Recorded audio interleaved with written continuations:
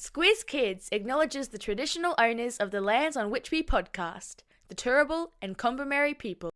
Squiz Kids! It's your daily news fix. Fun, free, fresh. Hello and welcome to Squiz Kids Today, your fresh take on what's happening in the world around you. I'm Christy Kijarina. It's Monday, November 20. In Squiz Kids Today, Australia wins the Cricket World Cup.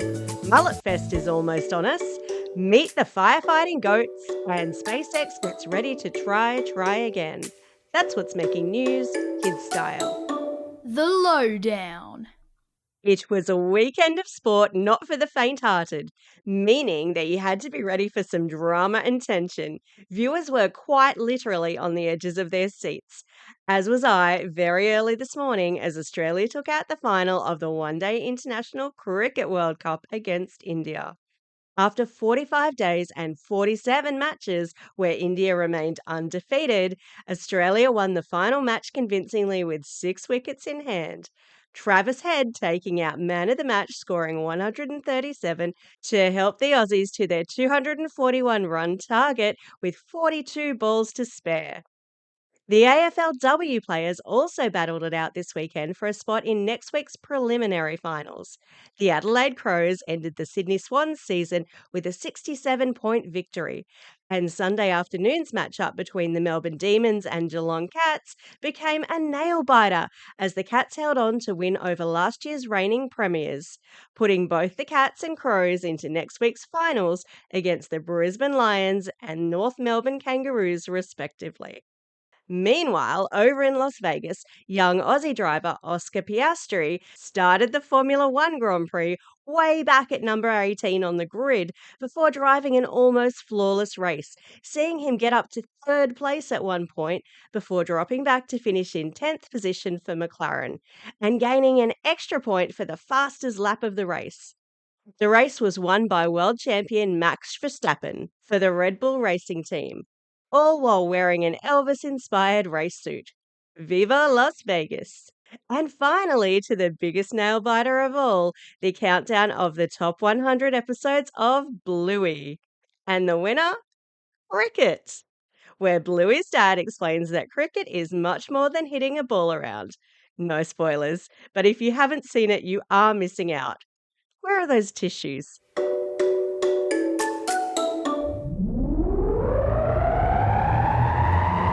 Spin the globe.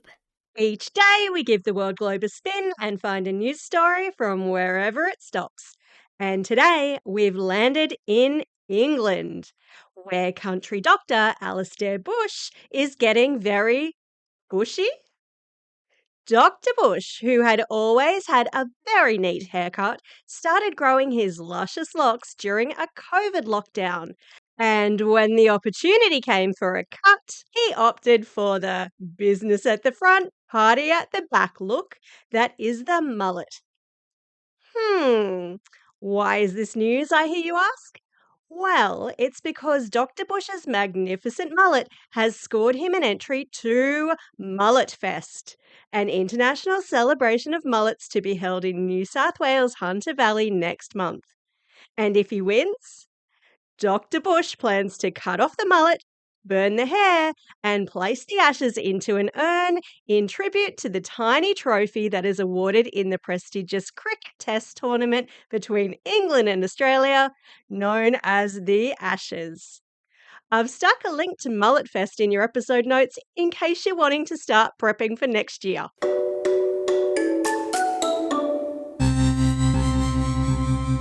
Spaced out. Has anyone ever told you that if at first you don't succeed, try again? It can be a really annoying thing to hear when something hasn't gone to plan.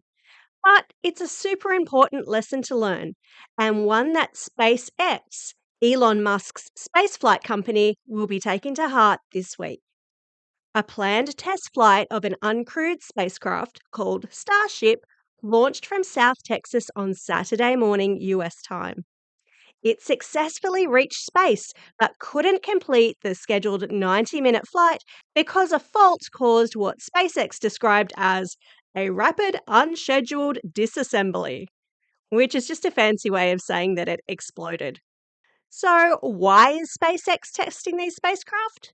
Well, they are partnering with the American government space agency, NASA, who are hoping to send astronauts back to the moon in 2025.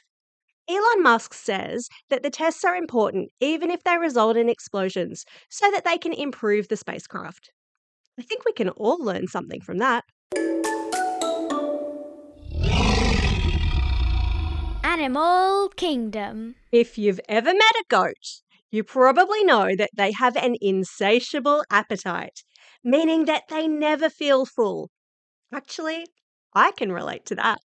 Anyway, Queensland Rail, the government department responsible for maintaining the railway network, is using this convenient characteristic to their advantage. You see, Queensland is a really big state, and train lines run through regions that are not easy to access with mowing equipment, but they are accessible by goats. The goats have been put in charge of clearing the long grass that grows around rail lines so that bushfires are unable to take hold and disrupt rail services. Using their forestomachs, their nimbleness, and their big appetites. And they're much better for the environment than herbicides that were previously used to poison grasses. The strong acids in the goat's stomachs destroy the seeds of weeds so that they can't grow back. We think it's a marvellous idea. The mom joke buzzer strikes again.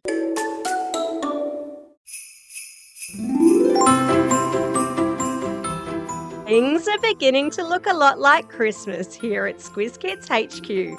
Did you know there are only 35 days to go until Santa harnesses up the reindeer and hops aboard the sleigh? Mums and dads, have you started your Christmas shopping?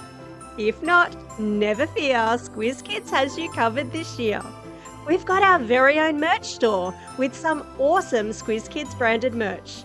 We've got caps, drink bottles, badges and more. The perfect stocking stuffers for your Squiz kid or their teacher.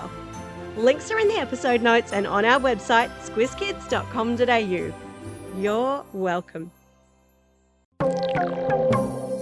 You thought Squiz Kids was obsessed with fake news and misinformation and teaching kids to be critical consumers of media. At least we're in good company.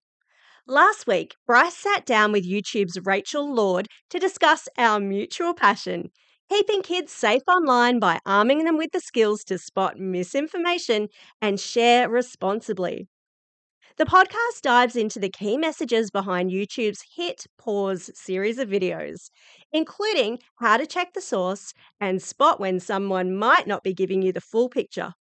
And if that all sounds reminiscent of Newshounds and its stop, think, check messaging, well, isn't that a happy coincidence? You can view the Hit Pause videos via links in today's episode notes and listen to Rachel and Bryce's chat today. If you're listening on the podcasting app, it should play directly after this episode. Otherwise, search for Hit Pause at any time in our podcast feed. Time for the quiz. This is the part of the podcast where you get to test how well you've been listening. Question number 1. Name the international competition that will be taking place in New South Wales, Hunter Valley next month. Well done if you said Mulletfest. Question number 2. In which year are NASA and SpaceX planning to send astronauts back to the moon? That's right, it's 2025. Question number 3. How many stomachs does a goat have? You were listening well if you said 4.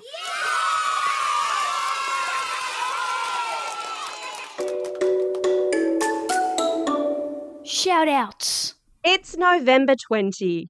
You know how there's Mother's Day and Father's Day? Did you ever wish there was a Children's Day? Well, today is it, people. It's World Children's Day. Time to party. Teachers, I've stuck a link to some activities in your episode notes. a great day, kids. It's also a special day for these Squiz Kids celebrating a birthday today and tomorrow. Summer from Ashmont, Lincoln from Flagstaff Hill, Eve from Newrabar, Emily from Doncaster, Anushka from Point Cook, Ryan from Epping, Maximus from Bowral, Isaiah from Riverwood, Maisie from Mossman, Emily from Kyle Bay, Chloe from Darwin, Oscar from Heidelberg West, Matthew from West Pennant Hills, Annabelle from Plumpton, Emmy from Coogee, Lana from Valentine, Audrey from Lake Bolac, and Freddie from New Lambton Heights. Belated birthday shout-outs go to Ahmed and Luca from Sefton, Charles from Forest Lake, Saul from Bankstown, and Aisha from Oran Park, Danica from Sydney, Olivia from Marsfield, Time from Bungonia, Xander from Atwell, and Sunny listening all the way over there in the USA. Classroom shoutouts today go to Class 5-6HP and Miss Pollard at Edward Public School in Deniliquin, Class 5W and Mr. Wells at Valentine Public School, Class 5B and Ms. Lynn at Villa Maria Catholic School in Hunters Hill, Grades 3 to 6 with Miss M at Goonong Primary School, Class 5-6A and Ms. Humphreys at Upway South Primary School, Class 5-6LD with Ms. Dickinson at St Mary's Primary School in Rutherglen, Class 5C at the Gap State School, Class 3-4F with Ms. Faulkner and Mrs. House at Parks East Public School, Class 4B and Miss Bent at Haberfield Public School, Class 5-6MN with Miss Norton at St Anthony's Primary School in Glen Huntly, and lastly, Class 6A and Miss Hickey at Henschke Catholic Primary School in Wagga Wagga. Don't forget, if you've got a birthday coming up and you want a shout out, or if you want a classroom shout out, drop us a line at squizkids@thesquiz.com.au or fill out the form on our website. Well, that's all we have time for. Thanks for listening to Squiz Kids today. We'll be back again tomorrow where Squiz the World goes to Jordan. Don't forget, if you like what we do, tell your friends. Or even better, chuck us a like or a 5-star review on Apple Podcasts or Spotify. It's really important to help us grow and continue to do what we do. In the meantime, get out there and have a most excellent day. Over and out.